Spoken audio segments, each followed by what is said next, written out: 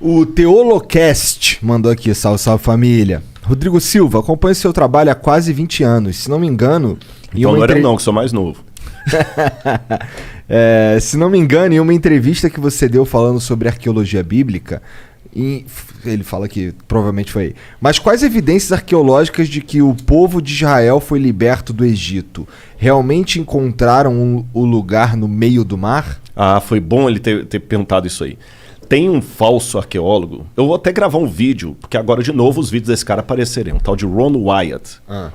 Que ele fala que encontrou roda do carro de Faraó debaixo do Mar Vermelho, encontrou a Arca da Aliança lá em Jerusalém, é tudo mentira. Sabe, e toda vez que eu dou palestra, o pessoal pergunta sobre isso, encontrou a Arca de Noé também lá na Turquia, e tudo falso. Tudo falso. E o cara tinha umas paranoias meio doidas, que Deus falou com ele quando ia revelar a Arca e tudo e tal. E agora alguém me mandou que ele fez de novo um vídeo. Ele já morreu. Ele era um anestesista de Nashville, Tennessee. E fizeram um vídeo agora bem feitinho e tudo e tal, e já tá com mais de 1 milhão de visualizações. Então, sobre o que esse vídeo é? Esse é sobre a achado da Arca de Moisés, a Arca da Aliança. Mas é tudo falso. Entendi. Você entendeu? Não tem nenhum arqueólogo com diploma mesmo que endosse o cara. Entendi. Não tem um. Bom, então, isso aí tudo é falso. Esquece esse negócio de roda de carro. Eu tive no Eiba, no lugar lá. Eu sei que é tudo falso, os lugares que ele fala. Lá em Nueiba tem uma coluna levantada lá que ele fala que foi Salomão que ergueu para marcar o lugar da travessia. Aquela coluna é romana, gente. Não tem nada a ver. Então o cara é todo furado. Entendi. Todo furado. Mas quais são os indícios de que Israel saiu do Egito? Em primeiro lugar, lembra aquilo que eu falei. A história passada é uma história fragmentária. Eu até dei o exemplo aqui.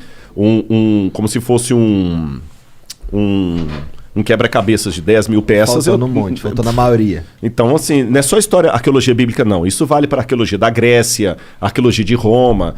A biblioteca de Roma se incendiou nos anos 60, não 1960, na época de Nero. Depois você teve também a queda da Biblioteca de Alexandria, em 691. Depois você teve em 1453 o incêndio da Biblioteca de Constantinopla. Muita coisa se perdeu. Então a gente tem um monte de fragmento que a gente completa com coisas que fazem sentido. Fazem sentido. E bingo, é isso aí, Igor. Então algumas coisas que fazem sentido. Em primeiro lugar, eu desloco o êxodo da época de Ramsés e coloco na época de Tutmoses, na 18ª dinastia. Eu sei que o desenho da Disney... aliás, foi até uma crítica que eu fiz na Record lá, e eles aceitaram que na novela Os 10 Mandamentos o faraó era o Ramsés. Eu falei, tá errado. Cronologicamente falando, o faraó tem que ser alguém da 18ª dinastia. Então é lá que eu tenho que buscar as evidências do êxodo. E quando eu vou na 18ª dinastia, eu encontro um monte de coisa. Em primeiro lugar, você tem uma rainha, filha do faraó, chamada Hatshepsut. E nessa época que ela estava ali, o pai dela era Tutmoses II. Tá bom? Tutmoses II. Eles tinham muitos escravos asiáticos, porque os egípcios tinham expulsado do país os Ixos, que eram semitas, e os outros semitas que ficaram, eles escravizaram.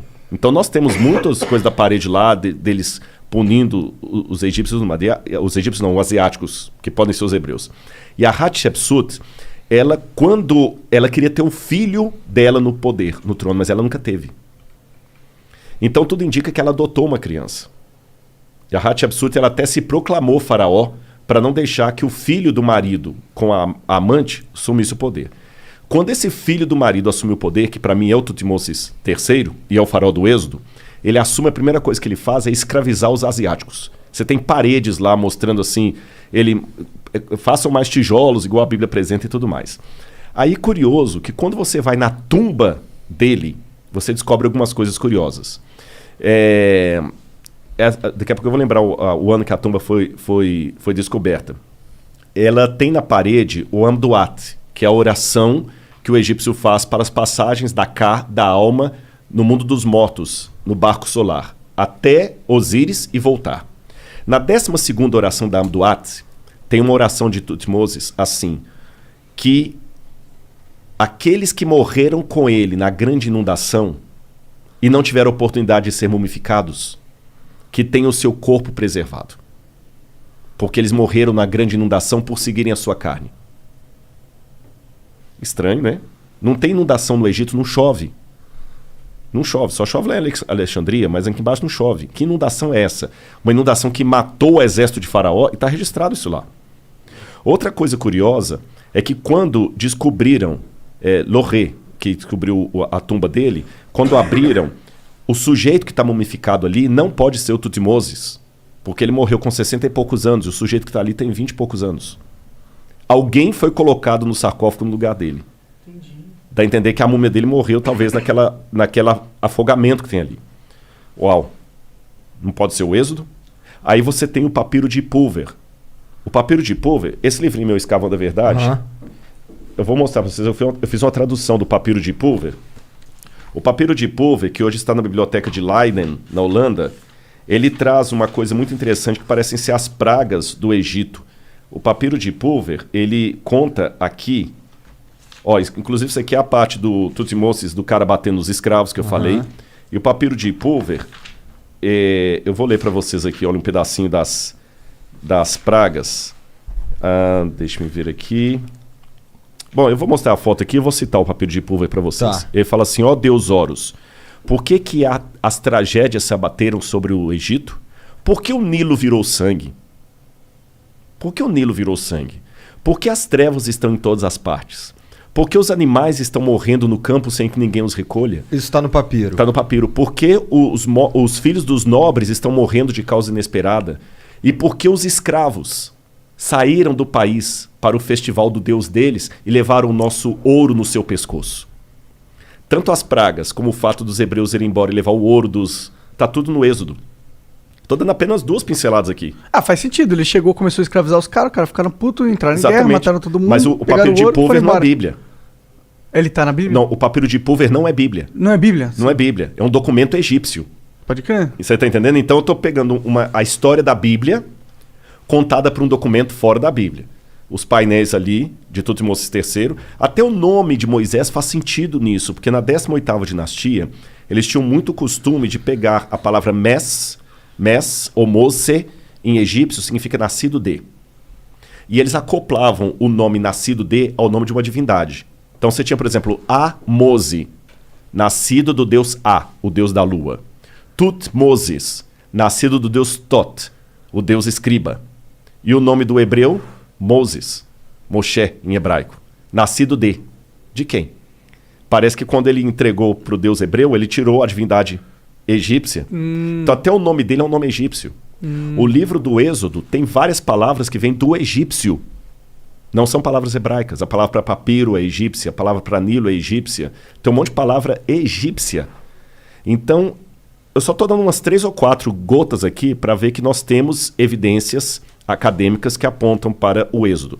Aí, o que é o Êxodo exatamente? A forma é quando os hebreus saíram do Egito, exatamente. Entendi. Que na verdade a palavra Êxodo vem do grego, porque a Bíblia foi traduzida para o grego no 4º século a.C. Então, Exodos, Rodós é caminho, rodoviária, roda, rodovia. Ex, saído de. Ex-Rodós, Exodus, caminho afora. Aí acabaram dando nomes gregos para os livros da Bíblia. Por isso que veio o nome Êxodo. Agora aqui eu quero apresentar para quem está nos ouvindo uma diferença. Pode ser que alguém tenha um professor de história e fale assim, esse Rodrigo está louco. Ele está louco. Mas só que tem uma diferença. Eu tenho muitos nomes da academia que concordam com o que eu estou falando. Da historicidade. Por que ele ia achar que você está louco? Eles são necessariamente crente? São. Muitos. Por que estou colocando isso? Por que o Ron Wyatt não merece o mesmo... Porque você não tem nenhum acadêmico com doutorado, que dá aula, que faz pesquisa, que fala o Ron Wyatt está correto. Mas você tem muitos acadêmicos que falam que o que eu estou falando está correto. Está cheio de nota de rodapé. Eles produziram coisas que a ciência acredita e que comprovam certas teses. Ou que ajudam, evidenciam. Exatamente. Então, assim, eu tenho muitas notas de rodapé nos livros que eu uso. Sim. Você está entendendo? Na Universidade Hebraica, professores, trabalho sério. A Universidade Hebraica, onde eu fiz o curso lá, desse tamanhozinho, saíram vários prêmios Nobel dali. Agora, o que eu estou colocando aqui para vocês é o seguinte. Muita gente talvez está surpreso com as minhas declarações, não é porque elas são anticientíficas. É porque, infelizmente, a academia é tão dominada pelo... Eu sei que eles odeiam quando se fala isso, mas existe um ateísmo metodológico que quando alguém apresenta evidências de Deus, parece que o cara está sendo terraplanista. E não é bem por aí. No caso, eles não apresentam... Isso não é nem evidência de Deus, de certa forma. É a evidência que a Bíblia conta passagens que realmente aconteceram.